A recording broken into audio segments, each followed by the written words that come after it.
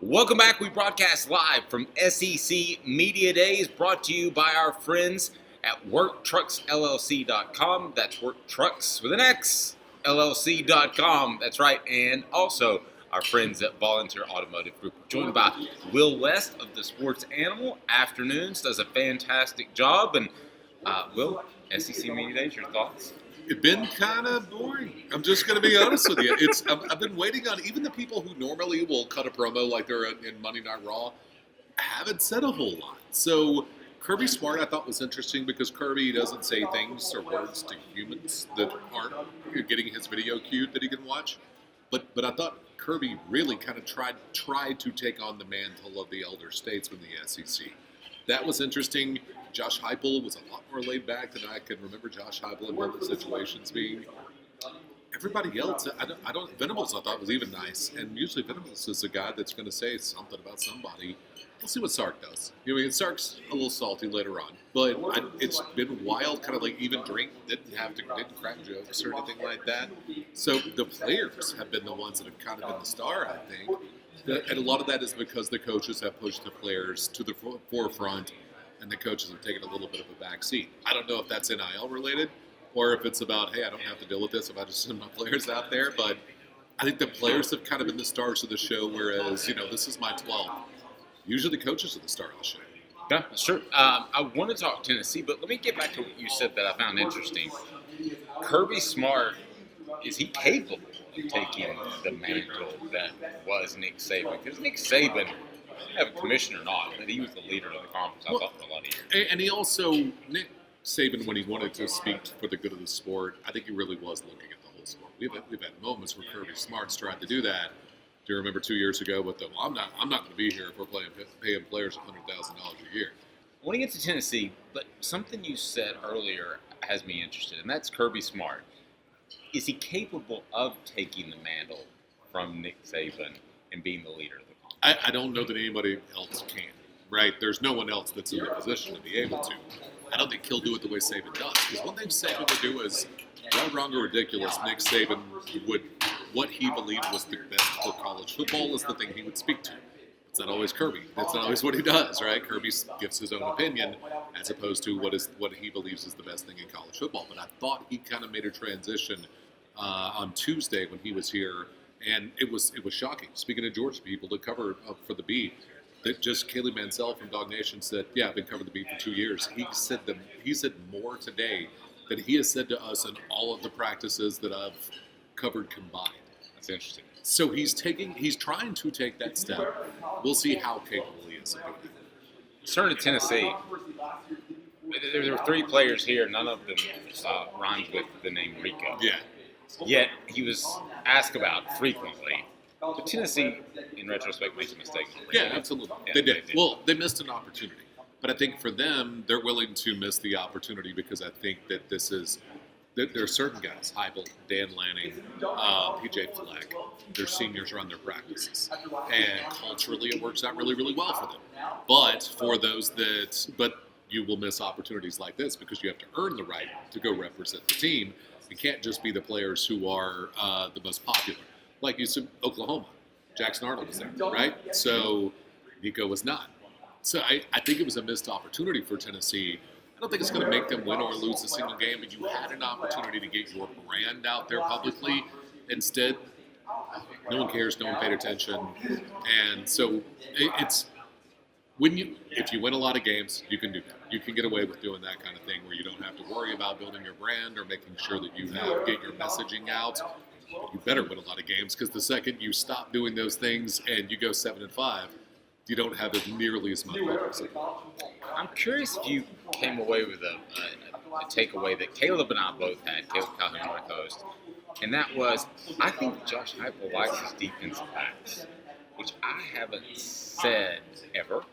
And I think that he might have a good group back there, at least one he likes. I don't think it matters a ton. Does that make sense? Like, I watched them win double-digit games with the 125th ranked pass defense in America.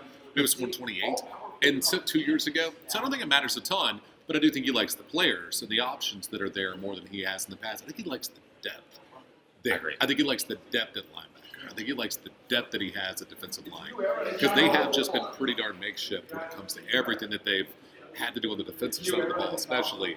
Like I had a guy yesterday from a Louisiana radio station that asked me, what do you think is going to happen? I mean, you lost both starting linebackers at Tennessee. You think their linebackers will be okay?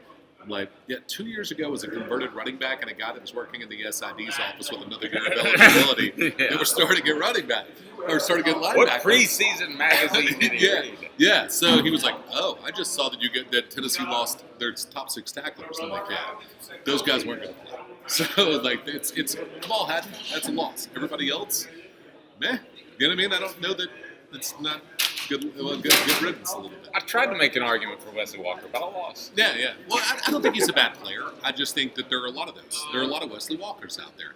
I don't think that, like Herring, I don't think he was a bad player. I think he needs to go play at the mid-major level or something like that. And I think that's what he can go do. Aaron Beasley had a great Orange Bowl. Kind of wanted to run underneath tackles and not take contact last year a lot. As a linebacker, you can't do that. So I think Keenan Pili, Arian Carter, I think they'll be much better. T-Lander is not afraid to stick his helmet into somebody. I think Tennessee's going to be a lot better on the defensive side of the football. I do too. He's Will West of the Sports Animal. You can listen to him 3 to 7 each and every weekday. We certainly appreciate the time. More from SEC Media Days off the Hook Sports. That was Will West of the Sports Animal. Dave was able to interview Josh Ward earlier this week, also of the Sports Animal. Will West brings a couple of good points out. I've been saying this for a while. Returning starters is a benefit. I'm not one of those people that chucks it out the window. Returning starters and team chemistry is huge. The question is who's returning a lot of times. And Tennessee cut bait or lost players that maybe would have helped their chemistry this year, but they add players or they have more experienced players who are waiting in the wings who will be upgrades at the positions this year, particularly on defense. When you factor that in with them upgrading at quarterback, we all believe they will with the quarterback who was already in the system last year, you see that the loss in talent does hurt them. But they returned all the guys they would want to return. Kamal Hadden, he brought it up. That's the only real loss Tennessee had from last year that I can think of. You guys and Jalen Wright, Kamal Hadden and Jalen Wright are the 2 real losses. And without Jalen Wright, Jabari Small is a loss because I don't think Tennessee has a running back. So even like, and our old guy Jacob Warren too, from a leadership perspective, Jacob Warren is a loss. But I mean the other, so I mean like what 4 guys: Jalen Wright, Jacob Warren, Kamal Hadden, and Jabari Small. And Jabari Small is not as, and Jalen Wright and Jabari Small are like a co-loss. Everybody else they lost, they're not really going to miss, guys. I've been saying that from the start. They're not really going to miss everybody that they lost. And they've upgraded with players they brought in through the transfer portal and players who were already in the system that now have more experience. That helps them too. So it's not like the experience is lacking with the new starters on the team. The chemistry is still there. And I think you're going to see that show, particularly when so many other teams are built through the transfer portal and have no experience. I actually discounted chemistry for a long time back in the day because everybody had players. Returning starters didn't matter as much from a chemistry perspective because the players that replaced them were already waiting in the wings and part of the program. But in the era of the transfer portal, chemistry is a big deal, and returning starters, or at least returning players in the program, is a big deal. And Tennessee has a lot of returning players in the program. They've plugged the right guys in via the transfer portal, and that's the way that should be done. So I do agree with Will West. I also agree that my thoughts on Nick Saban's altruism. I think Nick Saban does care about the state of college football and is altruistic now. I think when he was head coach at Alabama, he took fake altruistic stances that were always for the betterment of Alabama. But hey, that's what you're supposed to do when you're the head coach of the program. His job was for Alabama.